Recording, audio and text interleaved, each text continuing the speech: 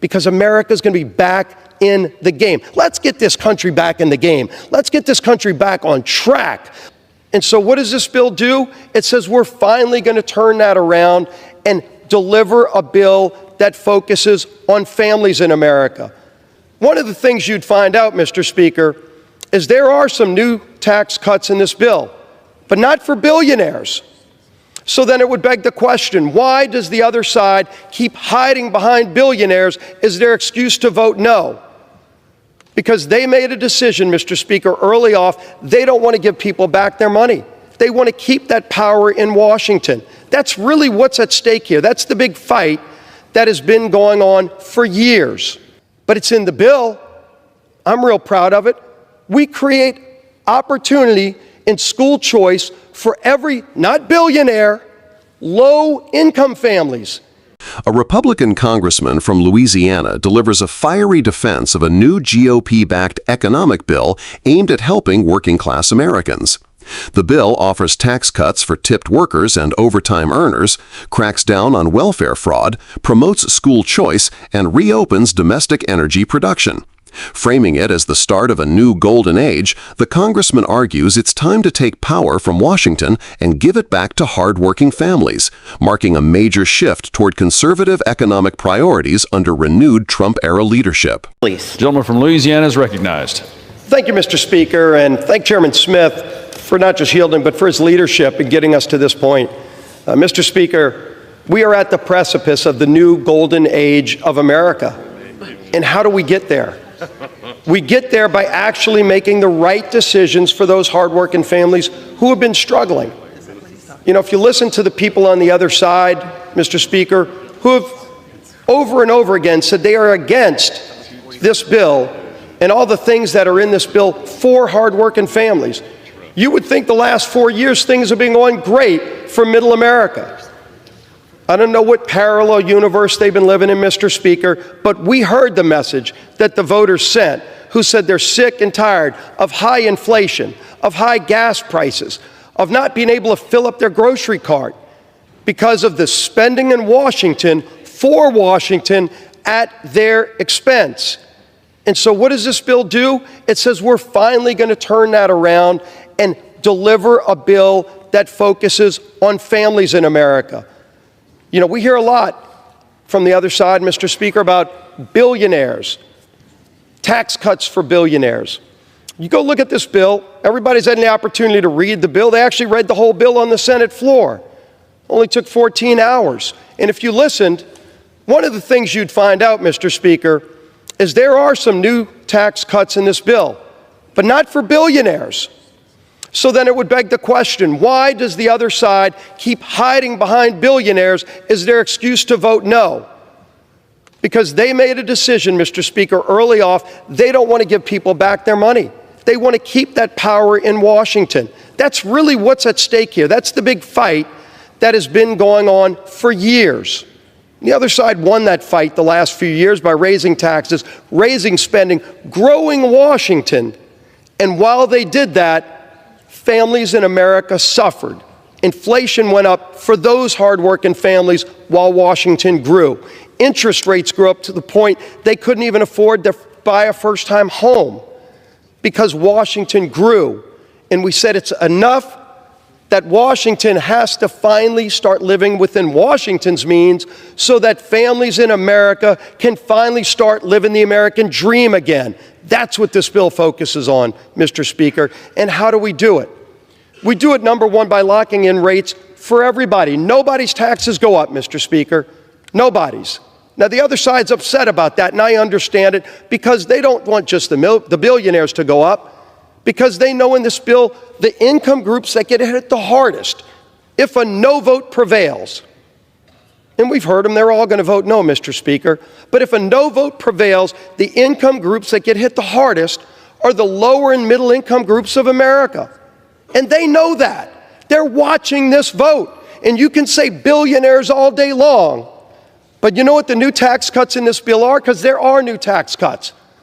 For the waiter and waitress who's working maybe 2-3 shifts at a restaurant, at a diner, barely getting by, that's the new tax cut that we're putting in this bill. And so you would say, well, then how could the other side possibly vote against that? But, Mr. Speaker, they are. And maybe a focus group told them that if they curse enough and if they say billionaires enough, those families will forget what's actually happening. But they're not going to forget because they're paying attention. You know what the average pay for a worker in America who makes tip money is under this bill? $32,000 a year. That's right. Billionaires aren't even allowed to be eligible for that tax break. But the waitress who's working 2-3 shifts, barely getting by, making $32,000 a year, finally gets a little bit more money. And yes, every Democrat has bragged over here that they're going to vote against that. They don't want that waitress to get that money back in her pocket. But we're going to make sure she gets that tax break, Mr. Speaker, because she's struggling. She maybe wants to put together a college fund for her kid. Maybe she wants to take her family on a vacation. And she's going to have that opportunity when this bill passes. You know who else we're going to give opportunity to, Mr. Speaker, in this bill? The other tax cut. Sorry, it's not a billionaire again. It's that shift worker working overtime. Not the billionaires. Person that's showing up at the factory, making stuff in America, who's paying taxes on the overtime, but they're away from their family, and they're looking at that check at the end of being away from their family for a few extra hours, and they're trying to make ends meet for their family, and they go, geez, I've got to get all that extra money back to the government. Is it worth being away from my family? And we say, you know what? Yeah, normal tax rates apply on everything else, but if you work overtime, you're not going to pay taxes on that overtime. Somebody making $60,000 a year, not the billionaire. Say billionaire enough, and maybe that shift worker won't know what you're doing, but Mr. Speaker, they do know. They do know what's about to happen, because everybody's watching this vote, and that's a good thing, because that shift worker deserves that extra money back. Might not seem a lot to somebody who deals with billions and trillions of dollars up here in Washington, and grows agencies by 20-30% every couple of years, and just thinks if you double the size of an agency over 5 years, somebody's going to pay for that. Well, you know who's paying for it? That hardworking family. You know, we clean up waste, fraud, and abuse, and it's been mocked by the other side. They think it's cool to mock what we're doing to finally root out waste, fraud, and abuse. Let the other party, Mr. Speaker, be the defender of waste, fraud, and abuse in Washington, but we're cleaning it up in this bill. USDA has pointed out that there's about $10 billion a year in waste just in the SNAP program. Fraud, improper payments. Not going to children that you hear about on the floor and not all these other. It's going to improper payments, to fraud. $10 billion a year. But, Mr. Speaker, when you hear about the billionaires and you say, well, how could anybody vote against this bill? Think about what a no vote means. Because I'm proud of the yes vote that we're about to cast to help those families. But everybody who votes no, Mr. Speaker, make no mistake about it, everybody who votes no is going to be asked a question by that waitress making $32,000 a year, saying, why do you want me to pay more money in my tips so that $10 billion of fraud goes out in the SNAP program? Because you voted against cleaning it up and you voted against no tax on tips. That's the no vote. You can't hide behind the billionaire anymore. You're going to have to face the reality, Mr. Speaker, that this bill actually delivers for the working families of this country who have been struggling. They haven't been living on easy street the last 4 years, but they went to the polls in November and said, we want to try a different approach. And this is that different approach, to give them more power, to give them more opportunity. You know we're giving opportunity, Mr. Speaker, to in this bill. Again, if you're going to vote no, this is what the no vote will take away. We actually create something unique in this bill. Hadn't been talked about yet, but it's in the bill. I'm real proud of it. We create opportunity in school choice for every, not billionaire, low-income families. Every low-income family in America will be eligible for a scholarship so that their kid can go to the school of their choice if they're in a failing school. Now, you vote no, Mr. Speaker. How do you tell that family that their kid doesn't have the same opportunity they deserve that every other kid in America can have? If somebody can afford it, they can go to a private school. But if that low-income family can't afford it, we're finally giving them a lifeline in this bill, Mr. Speaker, and saying you can have the same opportunity. But a no vote says that you don't think that that parent deserves the same opportunity? And then you hide behind billionaires. There's going to be no hiding, Mr. Speaker. We all know when this board lights up what the consequences are. And why do we say there's going to be a golden era in this country? We're securing our border in this bill, too. We're opening up American energy in this bill. Everywhere from the North Slope of Alaska to, yes, the Gulf of America, where President Biden had shut down American energy. He green-lighted Russia's Nord Stream pipeline so Russia could produce their energy, funding billions of dollars to go fund their war against Ukraine. But in America, we were shut down. We open it up in this bill, Mr. Speaker. American workers get to produce American energy, not just for America. It's going to lower the price at the pump. Again, you're a middle-income family. The billionaire doesn't care what the cost of gasoline is. You know who does?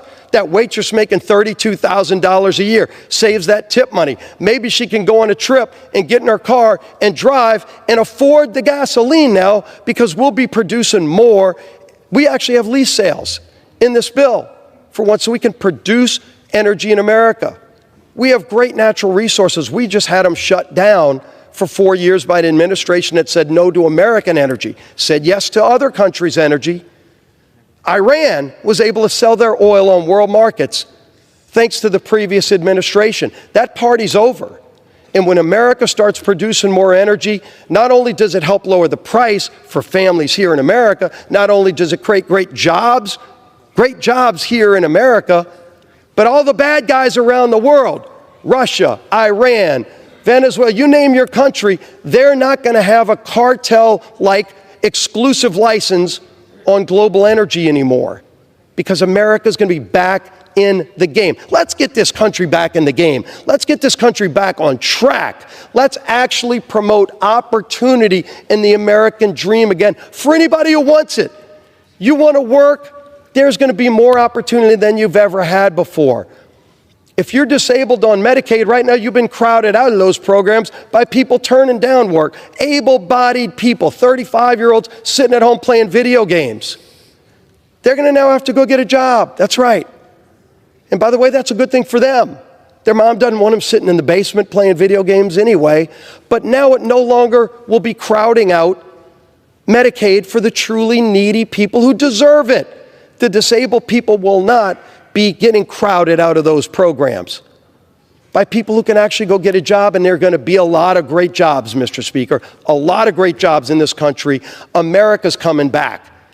You can vote no all day long, and you can hide behind billionaires all day long, but we're going to keep moving forward because this country doesn't sit down in the fetal position. America's ready for a rebirth, and we're going to deliver it. President Trump is at the helm now. It's a new day. World leaders know it.